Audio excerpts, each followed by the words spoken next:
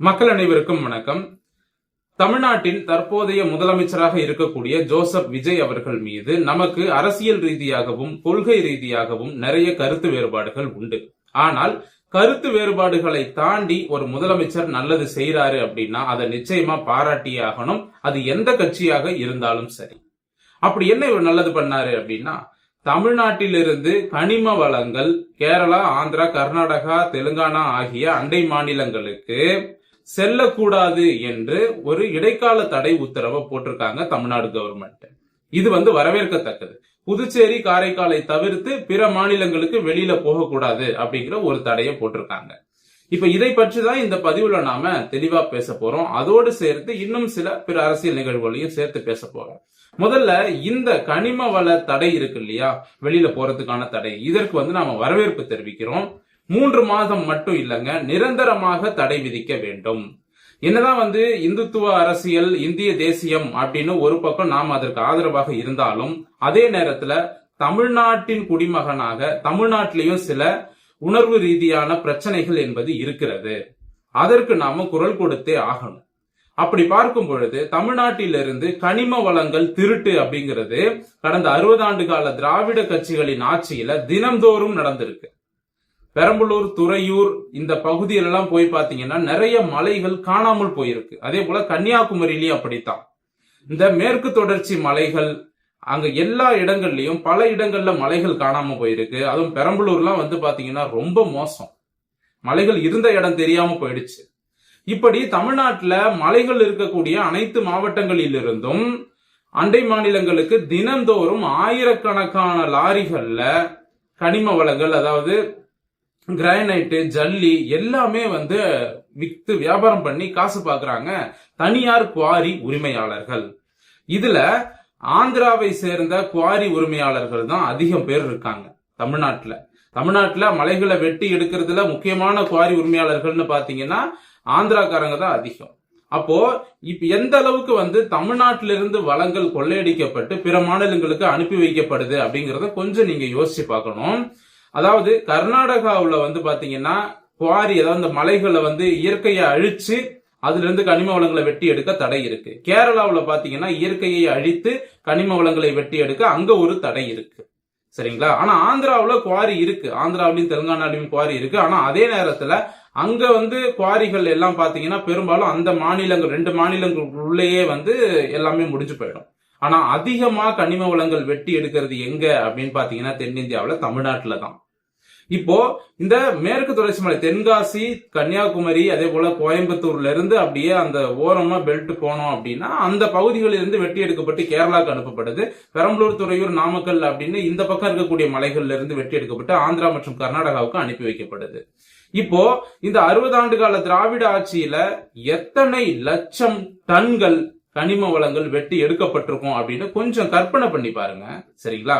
அத கணக்கு நாம இப்ப போட்டு பார்த்தோம் அப்படின்னா இன்ஃபினிட்டி அப்படின்னே சொல்லலாம். ஏன்னா அந்த அளவுக்கு அளக்கவே முடியாது. 60 வருஷமா வெட்டி எடுத்திருக்கிறாங்க. பல மலைகள் காணாம போயிருக்கு. ஆனா இத்தனை ஆண்டு காலமாக அதற்கு தீர்வு இல்லாம இருந்தது. இப்போ ஒரு விடுவு காலம் பிறந்திருக்கு. முதலமைச்சர் விஜய் அவர்கள் என்ன நினைச்சு இந்த விஷயத்த செஞ்சாரு அப்படின்னு எனக்கு தெரியல. உண்மையிலேயே அவருக்கு நாங்க பாராட்டுகளை தெரிவிச்சுக்கிறோம். ஆனா அதே நேரத்துல நிரந்தர தடையும் விதிக்க வேண்டும். இப்ப காவேரியிலிருந்து நீர் 4 டிஎம்சி திறந்து விட்டுருக்காங்க.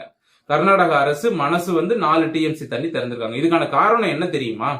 இன்னைக்கு திறந்து விட்டுருக்காங்க. என்ன காரணம் அப்படின்னா இந்த கனிம வளங்கள் தடை பண்ணாங்க இல்லையா, அதுதான் காரணம்.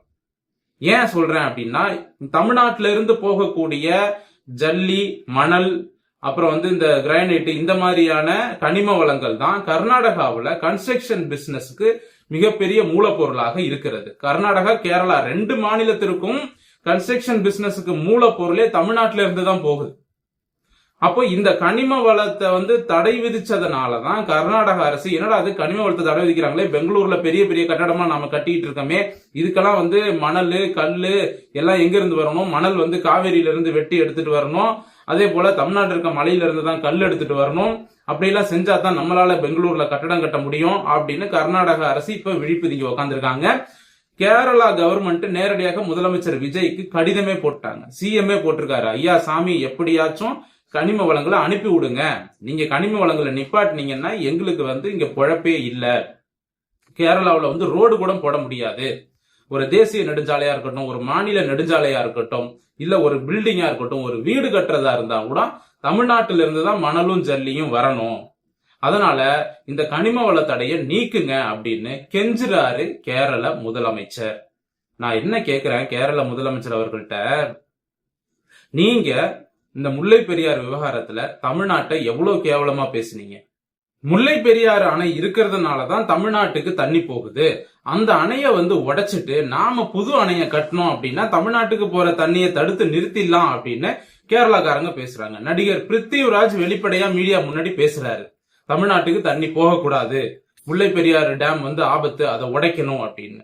அப்ப எந்த அளவுக்கு ஒரு கீழ்த்தரமான புத்தி வந்து உங்களுக்கு இருக்கு. அதே போல கர்நாடகாவில இருந்து காவிரி நீர் கொடுக்கவே கூடாது தமிழ்நாட்டுக்கு. அங்க வடக்க வந்து பாத்தீங்கன்னா கிருஷ்ணா நதி கர்நாடகாவில இருந்து ஆந்திராவுக்கு போய்கிட்டு இருக்கு. நிறைய தண்ணி போகுது ஆந்திராவுக்கு. ஆனா அதையெல்லாம் வந்து தடுத்து நிறுத்தணும் அப்படின்னு கர்நாடகாவில ஒருத்தனும் பேச மாட்டேங்கிறான், ஒருத்தனும் ஒரு போராட்டமும் பண்ண மாட்டேங்கிறான். ஆனா தமிழ்நாட்டுக்கு வரக்கூடிய காவேரியை மட்டும்தான் தடுத்து நிறுத்தணும். காவேரி மட்டும் தமிழ்நாட்டுக்கு போக கூடாது, தமிழ்நாட்டுக்கு ஒரு சொட்டு தண்ணி கூட போக கூடாது அப்படின்றானுங்க. அப்ப இது வந்து எந்த அளவுக்கு ஒரு சுயநல அரசியல் பாருங்க. இந்த மாதிரி சுயநலம் கொண்ட கேரளா, கர்நாடகா மாதிரியான மாநிலங்களுக்கு நாம இந்த மாதிரியான ஒரு பதிலடியை கொடுத்துதான் ஆகும். ஆந்திரா மட்டும் விதிவிலக்கு இல்லைங்க. என்னதான் வந்து ஆந்திரா வந்து நமக்கு இப்ப நதிநீர் பிரச்சனை, பாலாறு பிரச்சனை மற்ற மாநிலங்களை காட்டிலும் அந்த அளவுக்கு இல்ல. ஆனா அதே நேரத்துல பாலாறுல குறுக்க வந்து அவங்க நிறைய தடுப்பணை கட்டி வச்சிருக்காங்க. சின்ன சின்ன அணைகள், கிட்டத்தட்ட ஒரு 25 அணைகள் சின்ன சின்னதாக கட்டியிருக்காங்க.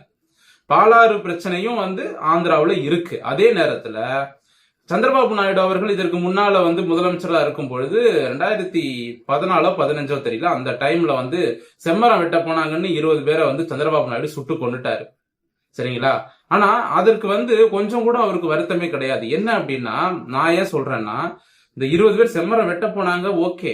ஆனா அந்த 20 பேரையும் சட்டத்தின் முன்னால நிறுத்தி அவங்க செம்மரம் வெட்டினதுக்கான நியாயப்படி இந்திய அரசியலமைப்பு சட்டத்தின்படி தண்டனை வாங்கி கொடுக்கணும். அதை விட்டுட்டு செம்மரம் வெட்டினாங்க அதனால நாங்க என்கவுண்டர்ல போட்டு தள்ளிட்டோம் அப்படின்னு அவங்கள நிர்வாணமாக்கி சுட்டு கொண்டு இருக்காங்க. இதை வந்து ஆந்திரா வந்து செஞ்சிருக்கு. இப்போ தமிழர்களுக்கு எதிராக ஆந்திராவும் பேசுகிறது. அவங்க என்ன சொல்றாங்க, சென்னை எங்களுக்கு சொந்தம்ன்றாங்க, திருவண்ணாமலை எல்லாம் எங்களுக்கு தான் சொந்தம், வேலூர், காஞ்சிபுரம் இதெல்லாம் விஜயநகர பேரரசு அப்படின்றாங்க.